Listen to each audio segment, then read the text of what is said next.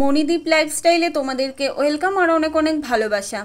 তো দীপ সাইড থেকে আসার পথে আজকে ফুচকা আর মোমো নিয়ে এসছে। তো ফুচকাগুলো বেশি ভাজা হয়ে গেছে, যার জন্য একটু কালো কালো কেমন একটু পুড়ে পুড়ে গেছে।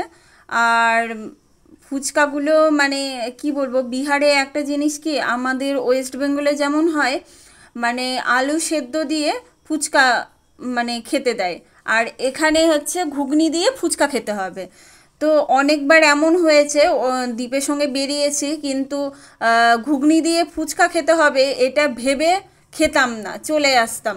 তো যাই হোক, আজকে যখন বাড়িতে নিয়ে এসছে দ্বীপ, তো ট্রাই করলাম প্রথমবার। ভালো খেতে, কিন্তু আমাদের কাছে মানে আলু সেদ্ধ মাখা দিয়েই ভাল লাগে ফুচকা খেতে। তো যাই হোক, এখানে তো আর সেদ্ধ মাখা দিয়ে পাওয়া যাবে না, এখানে ঘুগনি দিয়েই খেতে হবে। আর মানে মোমোটা নিয়ে এসেছিলো, মোমোটাও ট্রাই করেছি, মোমোটা মানে সেদ্ধটা হালকা একটু কম ছিল। তো ভালো আর কি খেতে, কিন্তু মানে খুব একটা ভালো লাগেনি, মোটামুটি লেগেছে। আর ফুচকাগুলো মানে জানোই তো যে এখনকার মানে ফুচকা 10 টাকার দুটো ফুচকা, ঠিক আছে? তো এখানে আরও কম, আমাদের ওখানে যেমন তার থেকে আরও কম, এখানে একটা ফুচকা 5 টাকা করে।